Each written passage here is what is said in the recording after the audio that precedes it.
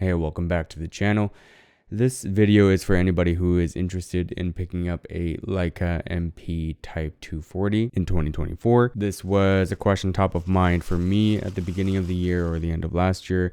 I've been eyeing this camera for a minute now and I finally bought one in January. I've been using this camera nearly every day for 2024. So I felt like it may be useful for somebody who is interested in picking up this camera just to share some thoughts and my overall experience with it so far. There's not a ton to talk about, to be honest. If you're interested in this camera, I'm sure you've done a ton of research already. I guess we'll start with how I've been shooting with the camera and what I've been shooting with the camera, since I think that'll play a fairly large role in whether or not this camera will work for you. In terms of what I've been shooting, it's been a lot of just random daily life things, street, I guess one could say, really documenting my life and my moments and focusing on improving my photography. I actually picked this up to be the central piece or the only camera for a long-term photo project. That project involves shooting a lot to get better at photography. So it is very passion driven and hobby driven, I suppose,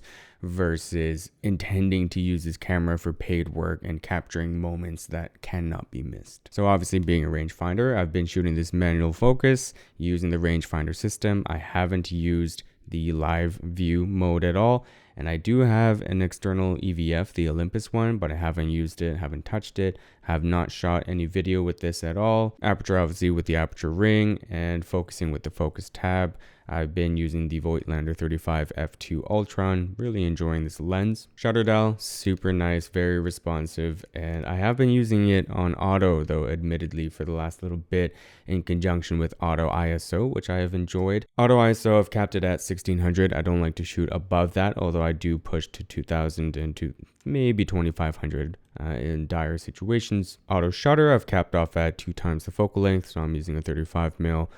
Generally, I think that lands me around 1/60. Anything slower than that and my images are pretty much unusable. I don't quite understand the auto settings though, because sometimes I guess in situations where the auto settings can't get a decent exposure or like nowhere close in the ballpark, then it will override the auto, is what I'm finding. So for example, sometimes the shutter does go down to a 15th of a second. Been shooting RAW and JPEG. I haven't played around with the JPEG settings too much because I haven't been using them. I've been using the DNG RAW files. Camera strap, I'm just using some third-party one off of Amazon with really good reviews. Had my reservations, but after using it for a while, it seems fine. No other accessories except the UV filter, which has been a B&W filter. Sorry, this video is going to be meandering a little bit, and I do apologize if that's hard to follow along. I'm trying to keep it all together in segments, at least in my head. I'm just noticing a general fatigue, personally for sure, but I'm assuming general public as well, where reviews nowadays seem to be so far astray in the realm of it has to be cinematic and over the top and dramatic.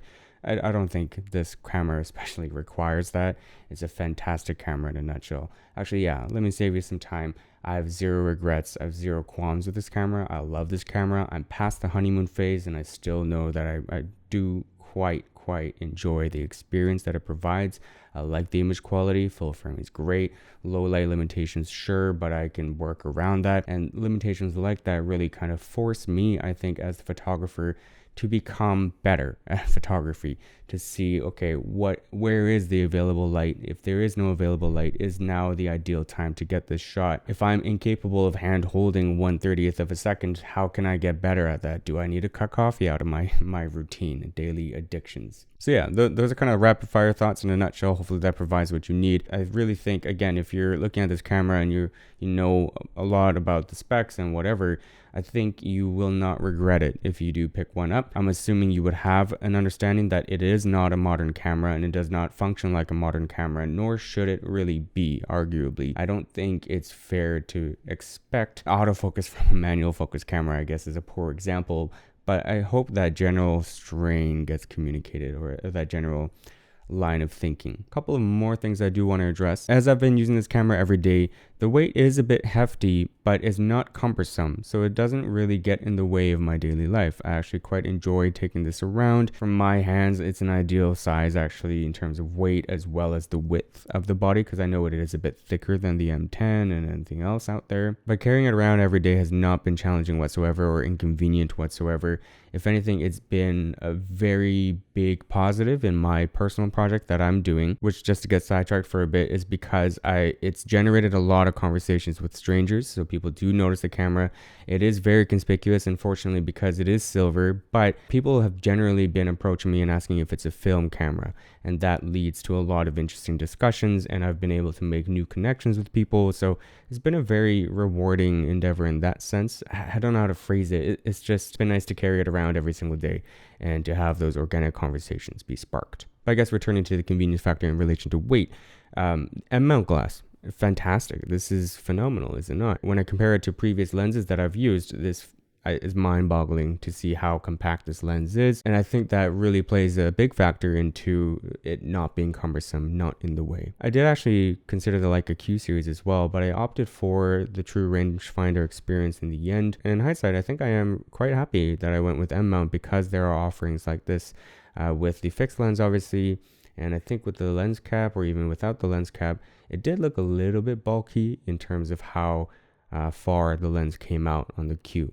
So if that's important to you, perhaps lean this way versus the Q. I guess really quickly going over dislikes with this camera, there are none. And I don't think that's because I think this is a perfect camera. I think it's because I have a very good understanding of what I'm looking for, what I need and require of a camera. The stakes are different now that I'm just pursuing it for the art of photography itself, or as a hobby, or as a passion. I'm finding the low light and limited dynamic range to be limitations that I am just learning to work around and kind of enjoy, to be honest. It operates relatively slowly in terms of the menu systems or reviewing images and whatnot, but I don't really think any of that matters in my context. I'm trying not to chimp at all. Sometimes I want to go out on days and just not review the images until I get home or the day after. The one perhaps that does get in the way is the lack of weather sealing, but I think it's more mental than anything else, because I did manage to bring it out in the middle of heavy-ish snow, relatively heavy snowfall, and it did get quite wet, but the camera seems to be fine. I think I just don't enjoy bringing it out in those types of conditions because I get worried, and I don't want to worry. But again, it's something that, I don't know, it doesn't really bother me. In terms of what I like about the camera, again, that point of it being a good conversation starter, for me that's important just because I am trying to build more connections in my life, and I feel like this is a way to do that. The experience of shooting with the camera, I'm getting better at grabbing focus quickly, and I don't know, it's nice.